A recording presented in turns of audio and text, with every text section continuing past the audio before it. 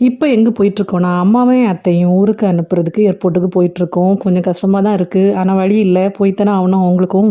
Muscat airport அவ்வளவு நீட்டான ஒரு அழகான ஏர்போர்ட். எவ்வளவு நீட்டா மரம்லாம் வச்சிருக்காங்க. நீங்களே பார்த்துருப்பீங்க.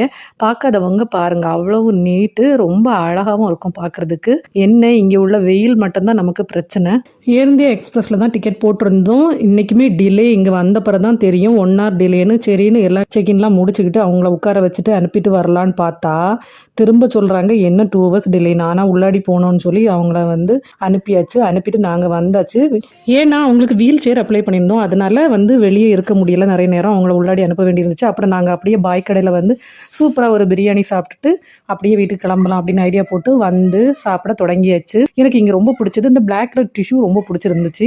Chettinad mutton biryani and chicken biryani order பண்ணி சாப்பிட்டோம். யாருக்கெல்லாம் நம்ம மகாராஜா கடையோட நான்வெஜ் பிரான்ச் பிடிக்கும்னு கீழே கமெண்ட்ல சொல்லுங்க. பாய்.